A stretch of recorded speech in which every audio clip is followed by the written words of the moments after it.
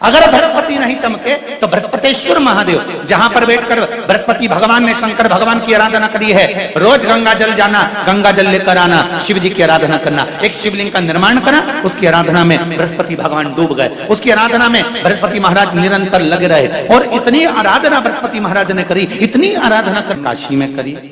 बृहस्पतेश्वर महादेव काशी में विराजमान। कौन से महादेव? जम के बोलिए जरा। बृहस्पतेश्वर महादेव काशी में विराजमान है, जो अंगूठी में पुखराज नहीं पहन सकते, जिनकी भाग्य रेखा उल्टी चल रही हो, बृहस्पति चमक ही नहीं रहा हो, जिस काम में हाथ डालते हैं वो काम पूरा ही नहीं होता हो, तो एक बार काशी जाना, बृहस्पतेश्वर महादेव का स्पर्श करना, उनका अभिषेक पूजन करना और उनका स्पर्श कर कर एक बेलपत्र ब्राह्मण देवता से मांग कर लेकर जाना कि इन बृहस्पतेश्वर महादेव से मुझे एक बेलपत्र दे दो। तुम्हें पुखराज पहना कि नहीं पहना, हीरा रतन माणिक पहना कि नहीं पहना, वो बेलपत्र इतना चमत्कार कर देगी कि जिंदगी में कभी संपदा की कमी आएगी नहीं। आराधना करी बृहस्पति महाराज ने कि शंकर भगवान सामने प्रकट हो गए। मांगो बृहस्पति, तुमको क्या चाहिए? कुछ नहीं, केवल आपका भजन। नाम रख दिया, तुम्हारा नाम बृहस्पति रहेगा। बृहस्पति भगवान का एक नाम बृहस्पति भी रख दिया और तुम साधारण नहीं रहोगे। तुमने मेरी आराधना करी है तो देवताओं के गुरु बनकर विराजमान होगे। इतनी भी परेशानी चल रही हो, थोड़े दिन बाबा की जो जलाधारी है, इस जलाधारी पर हल्दी का थोड़ा सा लेपन करिए। हल्दी का लेपन कर कर जिस पात्र से शिव जी को जल चढ़ाओगी, उसी पात्र पर अपनी 3 उंगलियों का स्पर्श हल्दी का कर कर फिर बाबा को कुंदकेश्वर महादेव के नाम से जल चढ़ाना प्रारंभ करें। जो हल्दी का लेपन आपने जलाधारी पर करा है, उसी जलाधारी की एक उंगली कलश पर लगाकर लेकर आओ। घर के अंदर जब प्रवेश करो या व्यापार में प्रवेश करो तो जो कलश पर हल्दी लगाकर लाए हो, वही दरवाजे के ऊपर थोड़ी सी मात्रा में कुंदकेश्वर महादेव के नाम से लगाना प्रारंभ कर दो। कैसी भी चिंता हो, 7 से 8 दिन में वो चिंता समाप्त होगी। पूजा में 2 चीजों का होना बहुत जरूरी है, बहुत ध्यान देना। एक, जब कोई भी विद्वान ब्राह्मण आपके घर में पूजन कराने आते हैं, कोई भी विद्वान ब्राह्मण जब आपके घर में पूजन करते हैं, कोई विद्वान ब्राह्मण जब आपके घर में पूजन करने के लिए आते हैं, पूजन कराते हैं, सबसे पहले दीप प्रज्वलित करते हैं। क्या प्रज्वलित करते हैं? दीप। आप भगवान के मंदिर में जब पूजन करें, आप जब अपने घर में भगवान की जब पूजन करें, तो आप स्तुति, पाठ, मंत्र, साधना, जप, अनुष्ठान सब बाद में सबसे पहले एक दीप प्रज्वलित करें। पूजन में दीपक होना बहुत जरूरी है। और दूसरा है, ऐसी कोई पूजन नहीं जिसमें महादेव नहीं। अगर जिस पूजन में शंकर नहीं होंगे, वो पूजन कोई देवता स्वीकार नहीं करता, कोई देवता स्वीकार नहीं करेगा, उस पूजन का कोई फल नहीं जिसमें शिव नहीं है। अब अभी तक 2 भार इंद्र के पास में थे, बहुत ध्यान देकर समझना ये नवग्रह कथा को। 2 भार थे इंद्र के पास। इन कौन से पद थे? जम के बोलो जरा।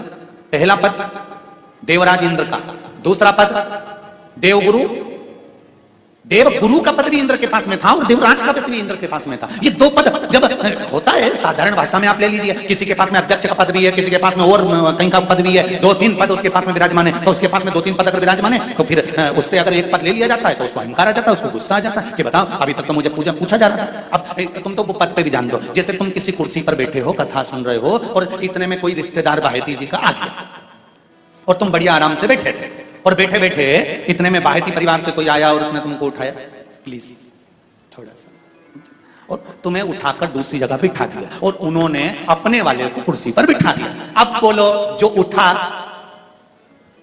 जिसको उठाया जाता है उसका भगोने जैसा मुंडा हुआ क्यों नहीं हुआ? अरे बोलो तो, अपन दूर कथा नहीं जाते, कथा अपने ऊपर लेके चलो कि अपन कैसे समझें इस कथा को। बहुत अगर गहन तत्व की कथा सुनेंगे तो समझ में आएगी नहीं। यहां से सुनी, यहां से निकाल दी, बच्ची कुछ ऊपर से निकल गई और मालूम पड़े थोड़ी देर बाद माताएं कुर्सी पे बैठी बैठी। अब फिर तो अपन तो अपने पर लेकर चलो ना, कि जैसे कोई आप कुर्सी पर बैठ गए और इतने में इनके रिश्तेदार कोई आए और आने पर उन्होंने कहा दिया तुम यहाँ से उठो दूसरी जगह जाके बैठो, इतने में तुमको बुरा लग गया, बुरा लगा, मुंह भगोने जैसा हो गया, गुस्सा आ गया। उसी तरह इंद्र के पास में दो सत्ता थी, एक देवराज इंद्र थे और दूसरे गुरु का पद भी इंद्र के पास में था। देवताओं के गुरु बनकर इंद्र घूम रहे थे, पर अब उल्टा हो गया। शंकर भगवान ने बृहस्पति महाराज को देव गुरु बना दिया। अब जैसे देवगुरु बनाया तो इनका इंद्रदेव का मुंह, अरे बोलो तो तुम, भगोड़े सा हो गया, कुर्सी उतरी कि मुंह भगोड़ा उड़ा, तो गुस्सा तो गुस्सा। इतने में इंद्र ने, बृहस्पति महाराज देवगुरु बन गए, इंद्र सिंहासन पर बैठे थे, अप्सराओं का नृत्य देख रहे थे, वहीं से देवगुरु बृहस्पति का आगमन हुआ। बृहस्पति महाराज जैसे ही आए तो इंद्र तो सिंहासन पर बैठकर पूरा अप्सराओं का नृत्य देख रहे थे, उनको देवगुरु बृहस्पति से मतलब ही नहीं था। कोई स्थान नहीं, कोई सम्मान नहीं, कोई आदर नहीं, कोई आदर नहीं। जिसको घर के बड़े बुजुर्ग सम्मान देते हैं, घर के बच्चों का भी फर्ज है कि उसका सम्मान बच्चे करें। सही है कि गलत है? घर के बुजुर्ग उसको सम्मान दे रहे हैं ना, घर के बड़े उसका सम्मान कर रहे हैं ना, तो घर के बच्चे कहते हैं नहीं वो तो हमारे लिए गलत सोचता है, हमेशा हमारे लिए अपशब्द बोलता है, हमेशा आड़ा टेढ़ा बोलता है। तो घर के बुजुर्ग कहते हैं तुम्हें क्या करना है, जब हम सम्मान दे रहे हैं तो तुम भी दो, हम आदर कर रहे हैं तो तुम भी करो। बृहस्पति महाराज का सम्मान नहीं हुआ, बृहस्पति महाराज वहां से उठकर चले गए, बोले नहीं। जो समझदार होता है वो तुरंत कह देता है कोई बात नहीं, मैं चले जाता हूं। कोई मुख पर क्रोध नहीं, कोई चिड़चिड़ प्रवृत्ति नहीं, कोई अपशब्द नहीं। एक बात मैं आप सबको कहना चाहूंगा, किसी जगह पर यदि आपका अपमान हुआ है, बहुत ध्यान देना जरा, कथा थोड़ी भारी है पर समझ लोगे आप। किसी जगह पर यदि आपका अपमान हुआ है तो आप भगवान शंकर को धन्यवाद देना कि मैंने पूर्व में किसी का अपमान करा होगा तो मेरा हिसाब आपने इतनी जल्दी बराबर कर दिया है, इतनी जल्दी बराबर कर दिया। ये थोड़ा सा अपमान मेरा कराया, मेरा हिसाब बराबर हो गया। कोई गाली दे रहा है, देने दो, शंकर भगवान को धन्यवाद देना, बाबा बड़ी कृपा करी, मैंने पूर्व में इसको गालियां दी होंगी, अपशब्द कहा होगा तो इसने मुझे पलटकर गाली दे दी, अपशब्द कह दिया। ये तेरी कृपा है, ये तेरी दया, और जब तक तेरी करुणा, तेरी कृपा, तेरी दया नहीं हो तब तक कुछ हो ही नहीं सकता। तेरी कृपा,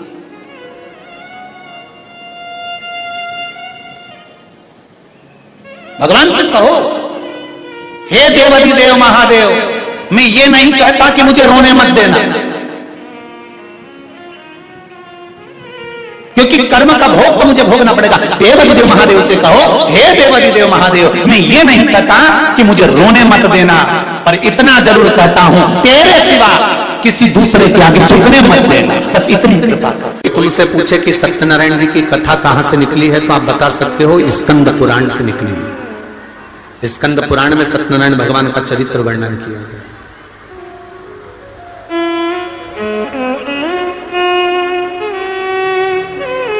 कितने लोग हैं जिनके यहां सत्यनारायण भगवान की कथा होती है? कभी तो हुई होगी, हुई है? चलो रखो। सत्यनारायण भगवान की कथा कौन सी है? पंडित जी जब भी कथा सुनाते हैं उसमें 5 अध्याय सुनाते हैं। बोलो। पहला अध्याय सुनाया, एक ब्राह्मण के घर पर एक लक्कड़हारे ने कथा सुनी। बोलो सही है कि गलत है? दूसरा अध्याय, फिर कथा सुनकर उसने कथा सुनी। फिर तीसरा अध्याय, उसने कथा सुनकर उसने कथा सुनी। फिर चौथा अध्याय, उसने कथा सुनी और उसने कथा सुनी। पर वो कथा थी कौन सी? जो सत्यनारायण जी की थी, जो सबने सुनी, पर आज तक वो 5 अध्याय में नहीं आई। तो वो कथा कौन सी थी? तो कोई तुमसे पूछे तो कह देना शंकर भगवान को जानने के लिए ब्रह्मा और विष्णु ने ढूंढना प्रारंभ करा। भगवान विष्णु नीचे गए, ब्रह्मा ऊपर गए, केतकी का फूल, गाय सबको लेके ब्रह्मा जी आए नीचे खड़े हुए भगवान विष्णु से ब्रह्मा जी ने पूछा कि तुम्हें भगवान शंकर के चरण मिले? तो भगवान विष्णु ने कह दिया कि मुझे चरण नहीं मिले। शंकर भगवान के सामने भगवान नारायण ने सत्य बोल दिया था, इसलिए उनका नाम सत्य नारायण हो गया। तब भगवान विष्णु ने जैसे ही सत्य बोला तो 33 कोटि देवताओं ने पुष्पों की वृष्टि करी, हाथ जोड़कर स्मरण करा, स्तुति करी, एक सुंदर कलश को सजाकर उस पर श्रीफल रखकर आम पत्र को लगाकर केल पत्र के साथ में भगवान विष्णु की आराधना करना प्रारंभ करी। और भगवान विष्णु की जब आराधना करी तो यही आराधना जब करना प्रारंभ करे तब उनको कदली फल मेवा का भोग लगाया, क्योंकि तुमने सत्य बोला है। सत्य बोलने वाले की पूजन संसार में होती रही है, इसलिए भगवान नारायण की उस दिन से पूजन प्रारंभ हो गई। अब कोई तुमसे पूछे कि सत्यनारायण जी की कथा कौन सी थी, तो तुम बता देना कि कथा ये थी, और वो 5 अध्याय तो कथा के क्रम के। आपने जितनी बार भी सत्यनारायण जी की कथा सुनी होगी उसमें बताया होगा उन्होंने कथा करवाई तो उन्होंने कथा करवाई तो उन्होंने कथा करवाई। वो कथा कौन सी थी? वो कथा ये। अब भगवान विष्णु ने ब्रह्मा जी से पूछा, आपको भगवान शंकर का सिर मिला? हाँ। आकाशवाणी हो गई शिवलिंग में से, ये ब्रह्मा झूठ बोल रहा है। दुनिया के सारे मंदिर में, दुनिया की सारी भूमि पर, दुनिया की सारी जगह पर जाकर झूठ बोलोगे चल जाएगा, पर शंकर भगवान के सामने झूठ बोलोगे तो जिंदगी नरक जैसी निकल जाएगी, पूरी जिंदगी। ये अदालत, ये पंचायत, ये पंच, ये तो सब बाद में बने। इससे पहले तो गांव के लोग निर्णय कराने के लिए शंकर जी के मंदिर लेके जाते थे। बोलो रे, जितने बैठे हो पुराने, सबको मालूम होगा, जरा सा कोई काम बिगड़ा, चल शंकर जी के मंदिर में उठा गंगा जली और कह दे कि तूने ऐसा नहीं करा। ना पहले पंचायत होती थी, ना पहले अदालत होती थी, ना कोई निर्णायक मंडल होता था, केवल एक निर्णय होता था, शंकर जी के मंदिर में ले जाकर खड़ा कर देते थे और उठा गंगा जली और कह दे तूने ये नहीं करा। कारण क्या था? क्योंकि स्कंद पुराण, शिव पुराण, गर्ग संहिता, लिंग पुराण, नर्मदा पुराण, पद्म पुराण, सारी पुराण एक बात कहती है कि दुनिया में कहीं पर भी झूठ बोल लो, पर शंकर के द्वार पर झूठ मत बोलना। शिव के द्वार पर झूठ बोला तो जिंदगी नरक हो जाएगी। ब्रह्मा जी ने शंकर जी के सामने झूठ बोल दिया। और क्या झूठ बोला? कि मुझे शिव जी का सिर मिल गया। ब्रह्मा जी ने जैसे बोला तो शंकर भगवान ने कहा ब्रह्मा तुम झूठ बोल रहे हो। ब्रह्मा जी ने बात स्वीकार नहीं करी। ना मानो तो केतकी के फूल से पूछो। केतकी के फूल से शंकर भगवान के सामने भगवान विष्णु ने पूछा, बोल केतकी, क्या ब्रह्मा जी को सिर मिला है शंकर भगवान का? केतकी के फूल ने कहा, ब्रह्मा जी ने तो सिर का दर्शन कब से कर लिया था। केतकी के फूल ने भी झूठ बोल दिया। शंकर भगवान की आकाशवाणी हुई, हे केतकी के फूल, हे केतकी के पुष्प, मैं तुझे श्राप देता हूं, सारे देवताओं पर तू चढ़ेगा पर शंकर भगवान पर कभी नहीं चढ़ेगा। अगर भूल से भी चढ़ गया तो 1000 गौ हत्या के बराबर दोष लग जाएगा। केतकी का फूल सारे देवताओं पर चढ़ता है पर भगवान देवाधिदेव महादेव पर कभी नहीं। उंगलियां खींचने के बाद दो उंगलियां खींचने के बाद एक उंगली का चंदन नीचे जब तीसरी उंगली से आता है तो हम नीचे, कितने भी नीचे अगर खड्डे में भी जा रहे हैं और कर्जे में भी जा रहे हैं, नीचे की उंगली अगर हमने बाद में लगाई है तो हमें ऊपर उन्नति की सीढ़ी पर महादेव चढ़ा ही देता है। ये निश्चितता है त्रिपुंड लगाने की, ये त्रिपुंड लगाने की निश्चितता है हमारी। शिव जी का एक नाम है निर्मलेश्वर महादेव। फिर से बोलो, निर्मलेश्वर महादेव। जब कोई हमको कष्ट देने का प्रयास करता है या हमको तकलीफ देता है या हमको दुख देता है या ऐसा लगता है कि कोई हमें तंग कर रहा है, बहुत दिनों से मेरा ये काम होना था, बहुत दिनों से ये फाइल पड़ी है, उस पर सिग्नेचर होना था, वो फाइल आगे नहीं बढ़ रही, उस फाइल को आगे बढ़ना था या काम होना था, और कोई अड़चन मेरी जिंदगी में जरूर आ रही है, उस जगह पर निर्मलेश्वर महादेव का पूजन कार्य आता है। अब उसको करने के लिए अपने को कोई बहुत बड़ा मंडल नहीं बनाना है, हमें बहुत दिखावा नहीं करना है। केवल 5 वृक्ष की पत्ती को, कितने वृक्ष? बस 5 वृक्ष की पत्ती और एक श्वेत पुष्प, सफेद कलर का पुष्प अशोक सुंदरी वाली जगह पर लगाकर चढ़ा देता है। बस निर्मलेश्वर महादेव का नाम लेकर जब चढ़ाया तो कार्य सफलता की ओर अग्रणी हो गया। वो निर्मलेश्वर महादेव प्रत्येक जीव के हृदय में निर्मलता प्रदान करना, प्रत्येक जीव के हृदय में एक सुख का अनुभव करवा देना, प्रत्येक जीव के भीतर एक भक्ति का आनंद प्रदान कर देना। कहीं अगर आपको भी लगता है कि मेरा ये काम होना था, मैंने ये लोन लेने के लिए, मैंने कर्जा चुकाने के लिए, मैंने ये मकान बनाने के लिए, मैंने ये कार्य करने, तो 5 दुर्बा, कितनी दुर्बा? जम के बोलो जरा। 5 दुर्बा, 1 बेलपत्र। कभी अगर मौका मिले जीवन में, 5 दुर्बा, 1 बेलपत्र, 1 अक्षत, 1 चावल का दाना, और तीनों पत्तियों पर लगा हुआ चंदन।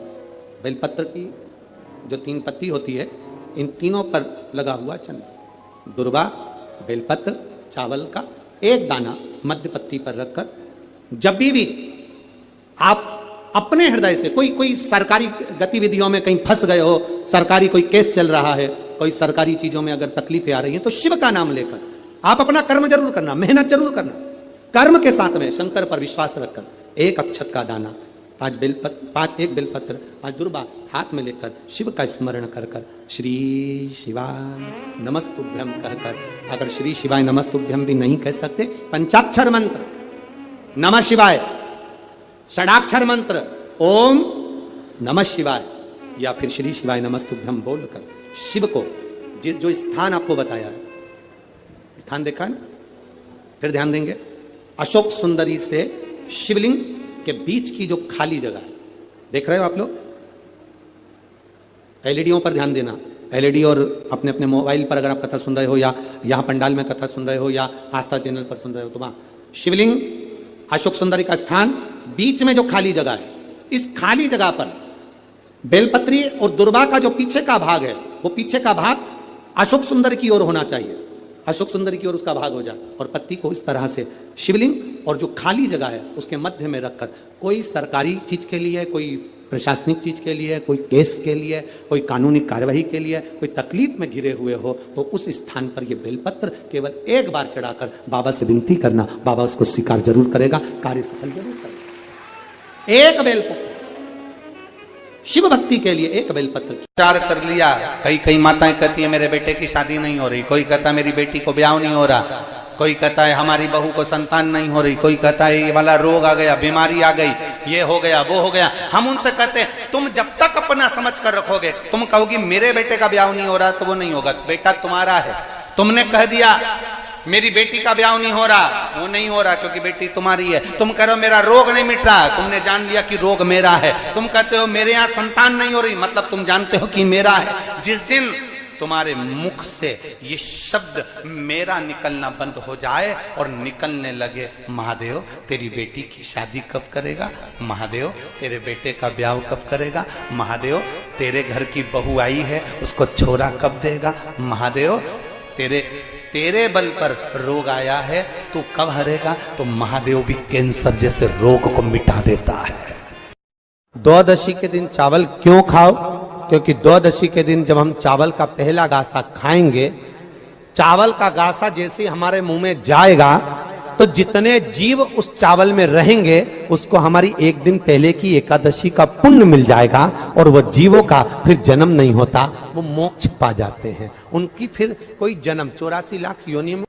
पूजने द्वारा बताए गए उपाय 4 सितंबर भाद्र के गुरुवार महादशी, गुरुवार शिव महापुराण की कथा और गुरुवार सत्यनारायण पूजा की प्रथा, ये सभी उपाय बताए गए। आपको अगर आपको अच्छा लगे तो लाइक और शेयर और सब्सक्राइब करना ना भूलें।